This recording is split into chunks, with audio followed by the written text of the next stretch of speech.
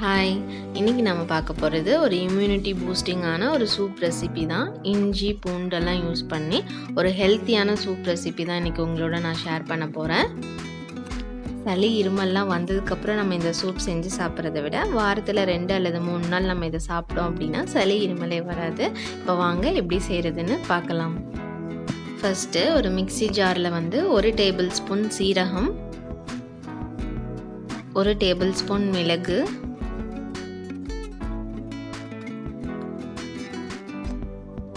9லேருந்து ஒரு 10 பல் பூண்டு நான் இதில் எடுத்துருக்கிறேன். பொடியாக நறுக்கியிருக்கிறேன். அதையே கூடவே இஞ்சியும் சேர்த்துக்கிறேன். கொஞ்சமாக கருவேப்பிலை. இப்போது இது எல்லாத்தையும் நம்ம அரைச்சி எடுத்துக்கலாம் பேஸ்ட் மாதிரி. இப்போ பாருங்கள், அரைச்சாச்சு, நல்லா பேஸ்ட் மாதிரி இருக்குது. நெக்ஸ்ட்டு சூப் செய்ய ஸ்டார்ட் பண்ணிடலாம். பேனில் 2 டேபிள் ஸ்பூன் ஆயில் சேர்த்துக்கலாம். எண்ணெய் சூடானதும் 1 டேபிள் ஸ்பூன் சீரகம், 1 டேபிள் ஸ்பூன் கடுகு, கொஞ்சமாக கறி லீவ்ஸ். இப்போ இதெல்லாம் நல்லா பொரிஞ்சிருச்சு. கொஞ்சமாக இஞ்சி பூண்டு நறுக்கி வச்சுருந்தேன், அதையும் ஆட் பண்ணிக்கிறேன். பூண்டில் பார்த்தீங்கன்னா நிறையவே ஹெல்த் பெனிஃபிட்ஸ் இருக்குது.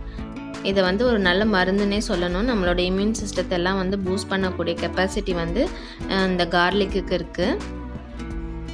டெய்லி 2 பல் பூண்டு குழம்புலையோ இல்லை ரசமோ இல்லை ஏதோ ஒரு இன்டேக்காக நம்ம இதை எடுத்துக்கிறப்ப நம்மளுக்கு நோய் எதிர்ப்பு சக்தி கண்டிப்பாக அதிகரிக்கும்.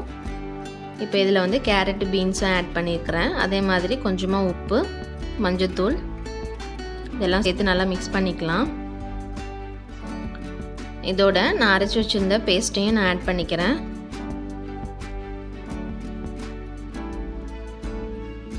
இப்போ இது எல்லாத்தையும் சேர்த்து நல்லா மிக்ஸ் பண்ணிக்கலாம்.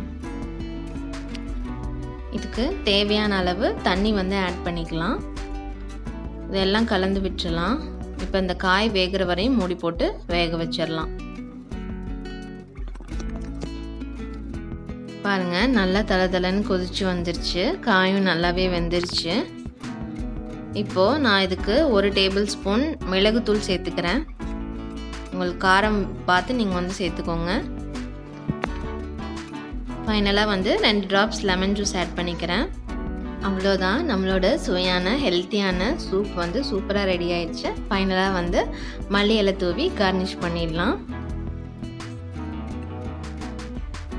இந்த ரெசிபி பிடிச்சிருந்தா மறக்காமல் லைக் பண்ணுங்கள், ஷேர் பண்ணுங்கள். ரெசிபி ட்ரை பண்ணி பார்த்துட்டு உங்களோட ஃபீட்பேக்கை கமெண்ட் பாக்ஸில் ஷேர் பண்ணுங்கள். தேங்க்ஸ் ஃபார் வாட்சிங். தேங்க்யூ.